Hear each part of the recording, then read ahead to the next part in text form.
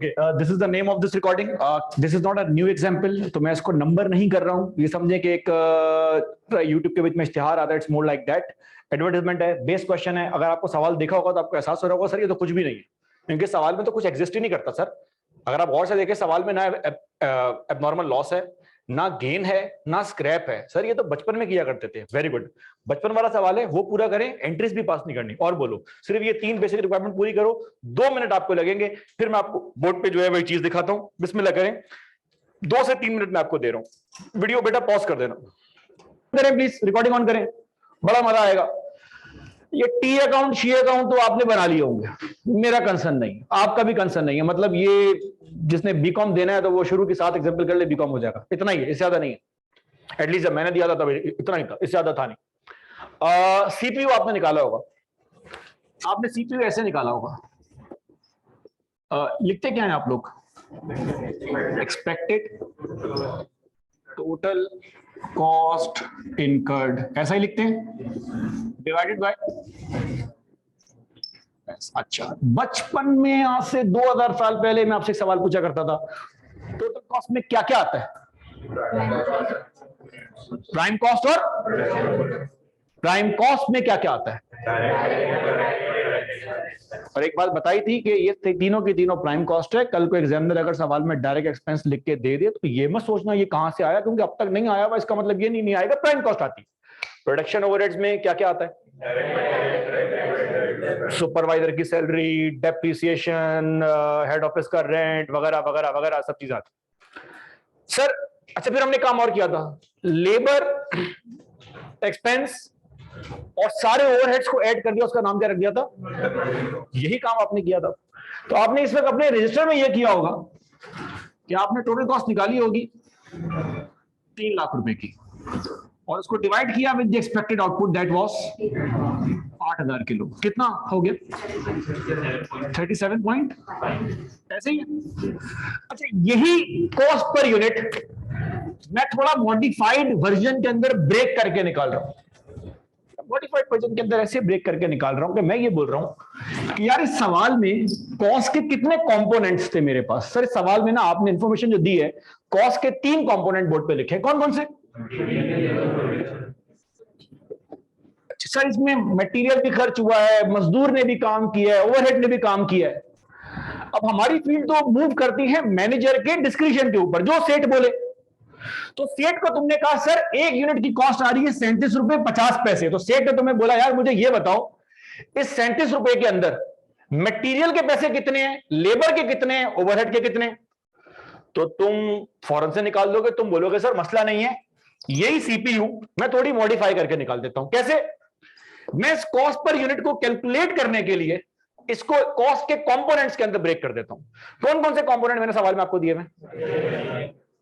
Material, labour. Agree करते? सेठ ने पूछा क्या था? 37 रुपए का ब्रेकअप दे दो. आपने कहा सर अभी ब्रेकअप दे देते हैं. सर मटेरियल हमने खर्च किया 70,000 रुपए का, और ये मटेरियल कितने यूनिट्स के ऊपर हुआ खर्च? 8000 किलो के ऊपर. ऐसा ही सर इसका कंपोनेंट आ गया. सर लेबर को हमने सैलरी दी 1 लाख, और लेबर ने बदले में कितने यूनिट्स बनाए? 8000. ऐसे ही है सर मशीन पानी बिजली का बिल हमारे पास आया 90,000, और कितने यूनिट बने सर? तो आप क्या करेंगे? आप बोलेंगे सर मटेरियल की कॉस्ट आ रही है 8.7075 पर केजी. सर लेबर की कॉस्ट आ रही है 17.0 पर केजी, और सर बिजली पानी मोटर का बिल हमारे पास आ रहा है 5025 पर केजी. ऐसा ही sir total cost per unit क्या आ रही है आपके पास? जरा तीनों को ऐड करके चेक कर लें. 37 पॉइंट. तो मुझे बताएं, अगर यही कॉस्ट पर यूनिट मैं टोटल की बेस पे निकालने के बजाय, जो 14 सवाल से मैं यही काम कर रहा हूं, अगर मैं हर कंपोनेंट की बेस पे निकालना स्टार्ट करूं तो क्या मेरे आंसर के ऊपर रुपए का भी फर्क पड़ रहा है? So there are multiple ways of representing an answer. इस आंसर और इस आंसर में सिर्फ एक फर्क है. क्या फर्क है? सर कॉस्ट पर यूनिट मेरे पास दोनों जगह पर है, लेकिन यहां पर मेरे पास एक चीज और भी है। क्या? मैंने कॉस्ट को उसके कंपोनेंट्स के अंदर भी ब्रेक कर दिया है। सर ऐसा हम क्यों करते हैं? ये कंपोनेंट के अंदर हम ब्रेक तब करना स्टार्ट करते हैं जब कंपोनेंट डिस्ट्रीब्यूट होना स्टार्ट होते हैं। फॉर इंस्टेंस, अभी की जो कहानी आपने पढ़ी थी पिछले सवाल की, अगर पिछले सवाल का मैं आपके सामने इंफॉर्मेशन बनाऊं, क्लोजिंग वाला कितना इनपुट किया था? 25,000। आउटपुट कितना आ रहा था? और लॉस तो था नहीं, तो मशीन में कितना था पड़ा हुआ? 5,000। और ये कितना परसेंट था कंप्लीट? अच्छा, इसका मतलब पता है क्या है? इस 60% का मतलब पिछले सवाल तक ये था कि इस पर मटेरियल, लेबर और ओवरहेड सबका सब 60% लगा, कोई इशू नहीं था।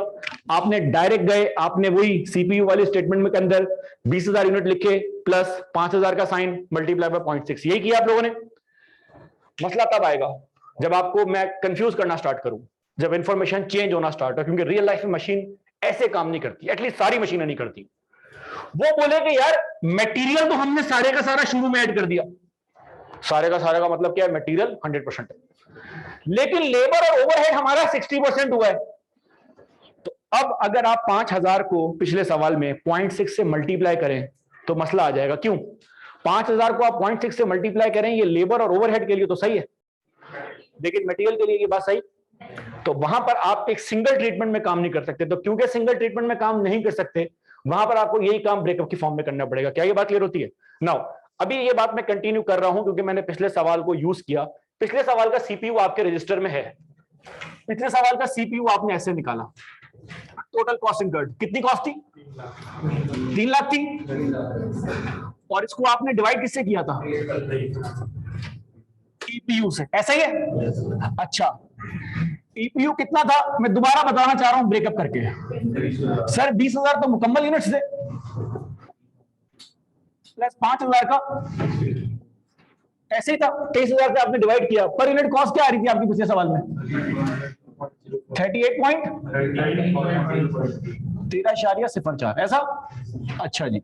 सर क्या यही सीपीयू मैं कॉस्ट कंपोनेंट के अंदर ब्रेक करके निकाल सकता हूं? सर बिल्कुल निकाल सकते हैं। पिछले सवाल में जरा जाके मुझे बताएं, कॉस्ट के कितने कंपोनेंट आपके पास हैं? 2 है सिर्फ? कौन कौन सा?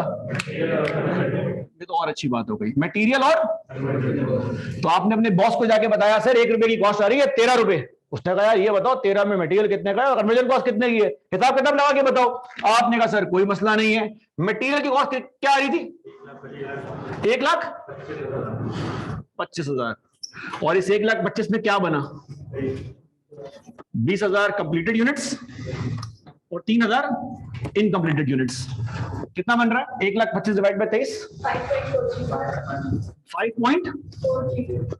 5.432 पर केजी। कन्वर्जन कॉस्ट कितनी खर्च की आपने? 2.25 लाख। इसमें क्या बना? 23,000 यूनिट्स। कितनी आ रही है पर यूनिट कॉस्ट? 7.608 पर केजी। बेटा दोनों को जरा हिला जुला के बताओ। तो अब आपने दोनों चीजें देख ली है। जो पुराने सवालात हैं उसको भी कॉस्ट कंपोनेंट में ब्रेक कर सकते हैं, और जो नया वाला सवाल है उसे भी कॉस्ट कंपोनेंट में ब्रेक कर सकते हैं। क्या ये बात क्लियर है? एक सवाल, इन दोनों कॉस्ट पर यूनिट में कोई फर्क नहीं है, तो इन दोनों आंसर में फर्क क्या है? इन दोनों आंसर में यहां पर मेरे पास ब्रेकअप दिया हुआ है। This is more detailed information. अगर आप में से कोई पूछे कि सर हम क्यों निकाल रहे हैं, तो मैं आपको क्यों का रीजन बता चुका हूं। मैनेजर ने कहा मुझे ब्रेकअप दो, तो आपने कहा चलो सर आपको ब्रेकअप दे देता हूं, 13 रुपए में 5 का मटेरियल है, ज्यादा पैसे हमारे कन्वर्जन कॉस्ट के लग रहे हैं ना। ये पैटर्न, ये मेथड हमें हेल्प आउट करेगा जब हमें यह बताया जाएगा कि यार मटेरियल तो शुरू में ऐड कर दिया था, लेबर और ओवरहेड हल्के हल्के ऐड कर रहे थे, वहां पर यह मेथड आपके पास ज्यादा काम आना स्टार्ट होगा। क्या ये बात यहां तक क्लियर होती है? जितने सवाल आपने किए 14 के 14, आप हर सवाल में जाके अपने सीपीयू को ब्रेक कर सकते हैं अगर आप चाहें।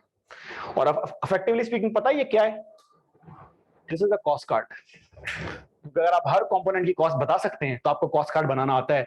वो चार्ट की फॉर्म में नहीं है, वो आप ब्रेकअप की फॉर्म में है। आपको सिर्फ इंफॉर्मेशन देनी है मैनेजमेंट को। क्या ये बात यहां तक क्लियर होती है? भैया ये जल्दी से जरा छाप लें तो मुझे बताएं प्लीज। छाप लें तो मुझे बताएं, फिर हम आगे बढ़ें।